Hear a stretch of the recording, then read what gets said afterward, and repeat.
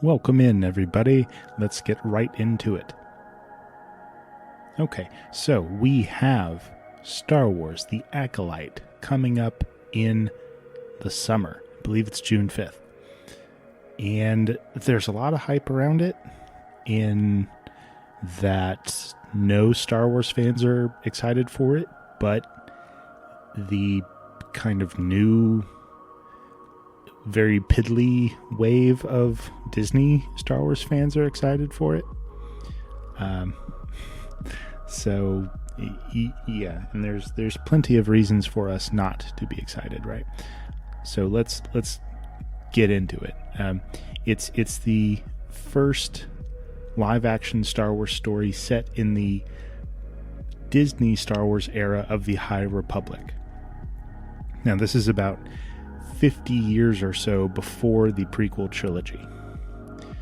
And this show, having 8 episodes, and I assume that they're going to be ranging from 35 to 50 minutes in actual content, right? Not including the opening or closing credits. This show is going to have an enormous order to fill. The majority of the fans have not liked, if not downright despised, the last couple of live-action Star Wars projects, with the exception of Andor and most of Ahsoka. I mean, we had Kenobi. Kenobi was awful. I had to remind myself that Book of Boba Fett existed. It was a complete disaster. The Mandalorian Season 3 was terrible. But even parts of Ahsoka were ripped apart and caused the ratings for the show to take a bit of a downturn.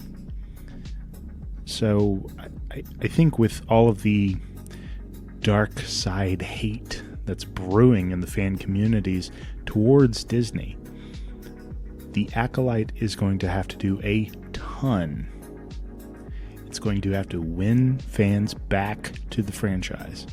It's going to have to entice new fans, and it's going to have to justify further projects. Any one of these tasks would be tough for just one project to achieve, to really handle. But this is going to, I mean, the Acolyte is going to have to tackle all 3 of them. It's a tall order, man. Like, I don't have too much confidence, given who Disney Star Wars really recruited to run this show. Saying that, we have been given a little in regards to some hints and sneak peeks about the show. So let's look at it objectively. Does the Acolyte look like it is up to the task of achieving those 3 goals? All right, let's start at the top and work our way down here. The showrunner and director for the project, Leslie Headland. Oh boy, she's a piece of work. Firstly, she outright said that she did not want a writer's room full of diehard Star Wars fans.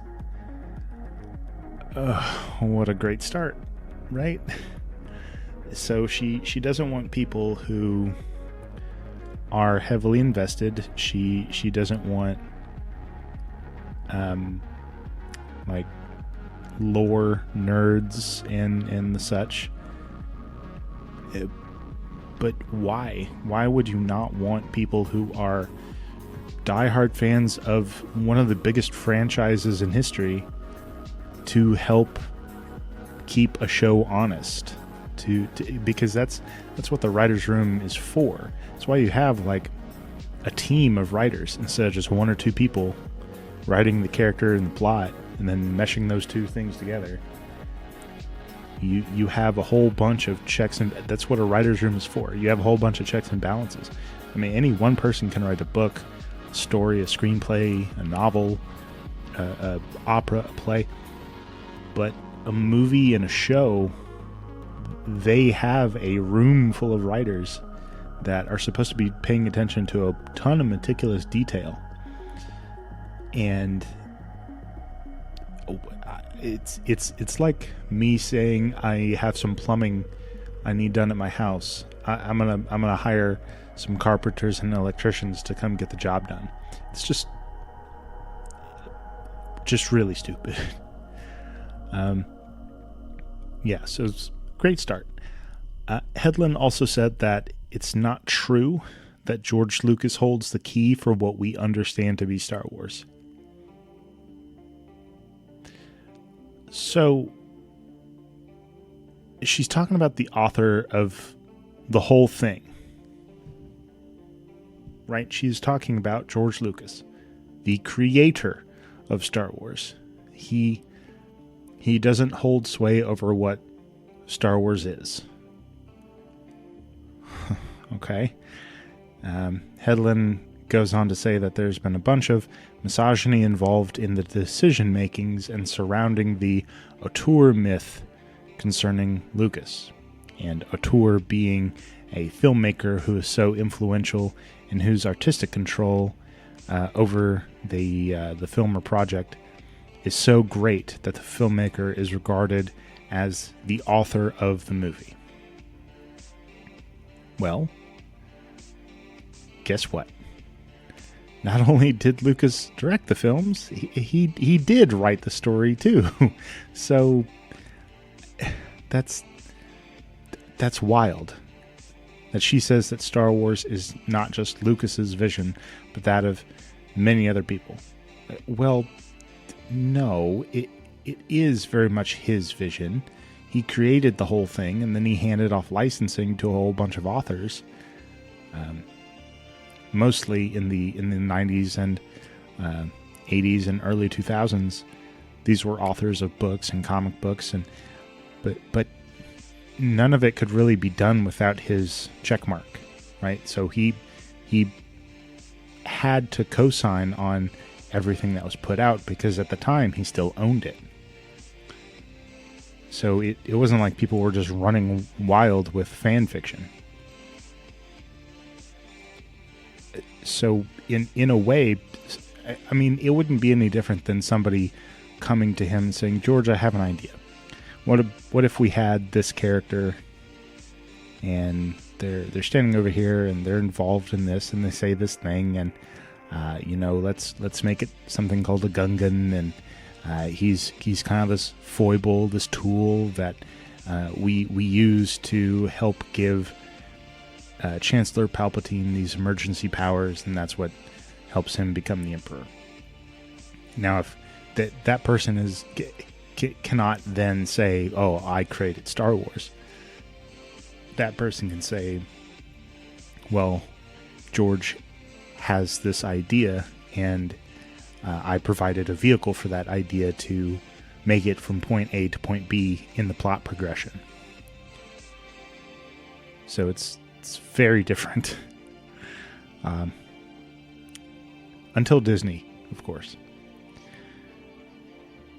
So, yeah, I guess points to Hedlund for clearly not doing her homework here. Yeah, it's not looking good for the Acolyte. If the director of the damn thing thinks the creator is a misogynist and that his ideas and visions were not directly created by him. All right, so how about that budget? Well, it was reported to Forbes that the pre-production costs were $49 million. Now, this was just a little bit more than what was spent on pre-production for Rogue One, being $43.7 million, and almost $20 million less than what was spent on the first season of Andor. Though that show was during the whole COVID craze, so that 20 million, give or take, I mean, they were having to handle a whole lot more health precautions and whatnot. Probably hazard pay, all that kind of good jazz, right? Now this is just pre-production cost we're talking about. The cost of getting everything set up, getting people hired, costumes made, sets built, CGI, light and sound engineers rounded up. It's not the actual filming. It's not the shooting dates. It takes about 6 to 9 months for a show this size. So it's got a good movie-sized budget for its 8 episodes. That's a good sign for all of the special and practical effects, the cool costumes and set designs. The soundtrack will hopefully be an orchestra. That's always kind of been a staple of good Star Wars projects. Something that I always loved was the score to Star Wars. I mean, Revenge of the Sith probably has my favorite Star Wars score, aside from probably Return of the Jedi. It's always been this massive part of the franchise is the sound score. Okay, so how does the casting look? Okay, well, going back to Headland, she and Disney wanted to cast a young black woman as the lead, and they came out and said as much. They pulled the old Joe Biden, right? I don't know who it's going to be, but she's going to be a young black woman. As a matter of fact, Headland further said that she created the role of the lead character with Amandla Stenberg in mind. Now, this can go one of two ways. Stenberg is either going to be just give us a stellar performance because she's had a character kind of tailor-made to her, or it's going to be god-awful because she's going to be given very little direction. But it's hard to say if she's got the acting chops to pull it off, seeing as the only work she's really been in,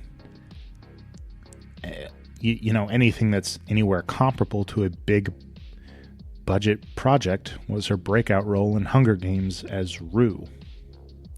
That's right, she was the little girl Rue in the Hunger Games movie. She was also in The Hate U Give, which I didn't see. I aside from Hunger Games, I haven't seen anything that she's been in. Yeah. But at the same time, she's barely been in anything. So that's kind of a non-starter, really. And it's not very confidence boosting because she goes from having a know-nothing career to having a lead role in one of the biggest franchises ever. Now, granted, when the original and prequel trilogies kicked off, our lead roles, they were cast with no-name actors as well. With, of course, the exception of the likes of Alec Guinness and James Earl Jones and Ian McDermott. So I'm willing to give plenty of leeway in regards to potential acting prowess. Like, she might just blow us all away. I don't know. And we won't know until it happens. I'm just saying it's not very promising. Alright, so next up we've got Jodie Turner-Smith. Now, she's had quite a lot of bit parts here and there since her debut as a siren in True Blood in 2013. Now, her first big role was in a 2018 sci-fi Netflix series called Night Flyers. Never seen it, but the story's probably okay because it was written by George R.R. Martin. Now, it did get canceled after one season, and, being back in 2018 where Game of Thrones was out, and we had some comparable Gurr Martin work to kind of put it up next to. I can't say if it was just because the studios wanted it dropped, the story and the actual story of the show, where the plot line wasn't really pulling in viewers. It couldn't keep people's attention. If the acting was terrible, not sure. But I can't say that it got a lot of good press because I've never heard of it. So, yeah, she's been in a small smattering of other things along the way. And she certainly has much more of a diverse and interesting body of work than Stenberg.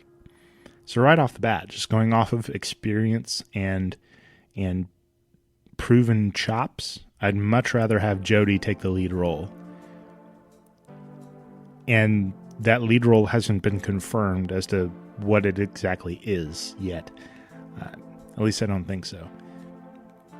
Like we don't have names and such for most of these characters. Which, fine, but I don't understand why. We do have some descriptions from most of the characters, and they're mostly Jedi, so okay. Next up, we have Lee Jung-jae. I'm sure I'm butchering that name. He's a South Korean actor who mostly did Korean and Chinese films in his early career.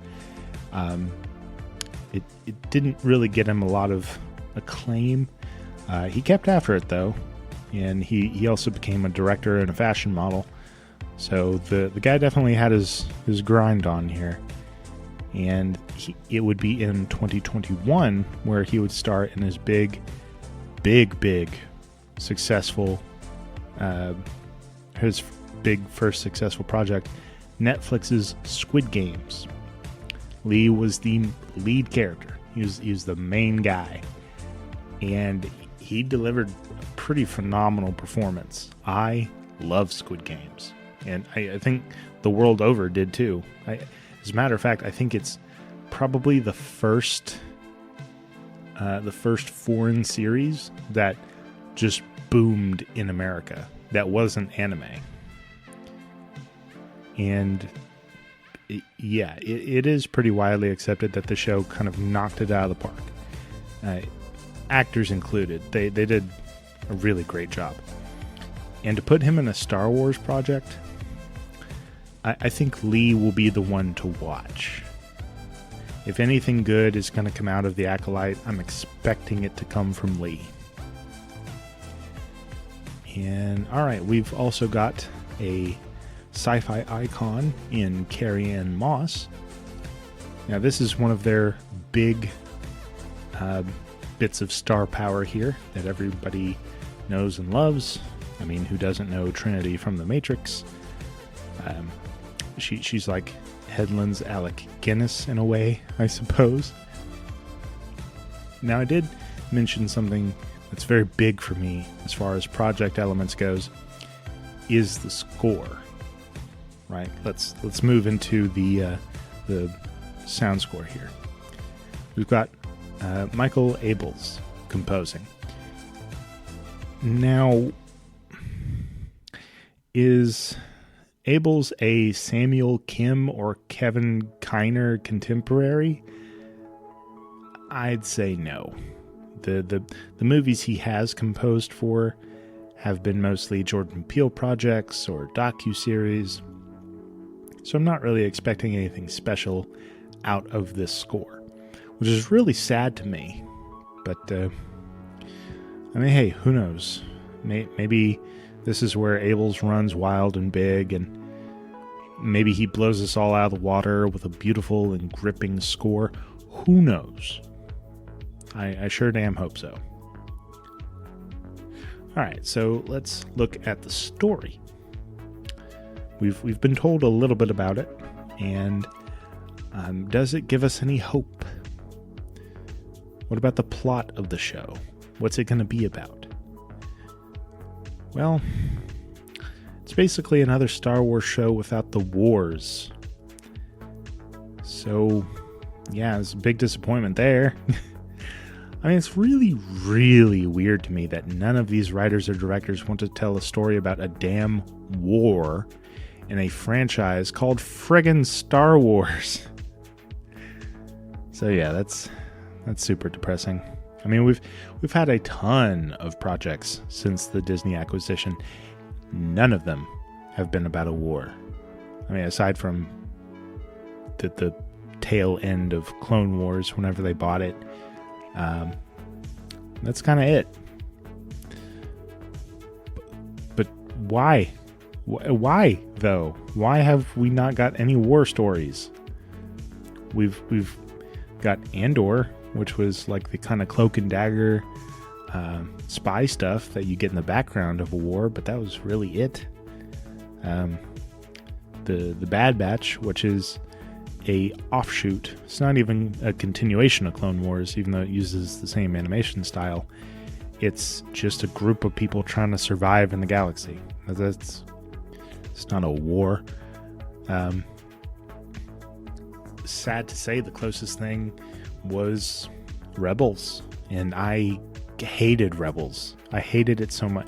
The animation style was a watered down Disney-fied derivative of Clone Wars. The acting was Disney-fied too. The acting and the writing, you can tell it was Disney-fied. It was rounded out. It was made more for children. All of the darker elements that you had in Clone Wars, all of those are gone. Yeah, it was the only project really that had anything to do with a war. And yeah, that's about some surmises how I feel about it, is just a big sigh. So, funny enough, going back to Headland, she actually came out and said that there will be no overarching conflict, no big battles, no war at all, but the show will be placed in a much more intimate setting while containing some martial arts choreography. Ugh. We also got told that this will be a show that highlights the Sith and their stories before the prequels. Alright, I have a burgeoning question here. We have a bunch of characters that are at least teased, and none of them are being described as Sith. They're all Jedi.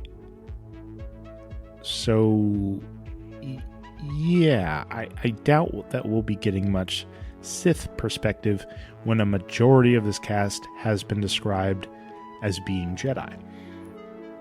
So I don't know, was all the Sith perspective talk meant to be a tease? A red herring of sorts? I mean, I feel so damn cheated, man. The whole story being devoted to the galaxy, being seen through the Sith's perspective. That sounds amazing. Why aren't we getting that? I guess I shouldn't expect much from a director who openly calls fans misogynists and doesn't want them in the writer's room at all. I really didn't want to go through all this and mainly focus on how shitty the director is, but I mean, it's kind of an enormous elephant in the room that won't go away no matter how much you talk about it. So, all in all, I have no hope for this show. It's going to be an absolute dumpster fire. There's going to be hardly anything, if anything, good about it. And I'm betting it's actually going to make me wash my eyes out with the Book of Boba Fett. Understand, that's like eating rotten meat and trying to clean your mouth out with moldy cheese. I'm so sad about this. It's unreal. Also, I know that the show is set 50 years before the events of the prequels. But if we get Sidious and Plagueis in this, if Headland and her team screw with them, I'm probably done with Disney Star Wars altogether. There's going to be no going back, and there's going to be nothing good after some heresy like that. but seeing as it's only 50 years before the prequels, that's Plagueis, man. That's his era. I don't know how you get away from not including him somehow if your aim is to tell a story that has Sith in it. Yeah, not looking forward to June. Not at all. But that is all I had time for today, guys. Thank you so much for tuning back in, as somber as it was, and stick around for more Sci-Fi Unchained. But for now, live long and prosper, my friends, and may the Force be with us all.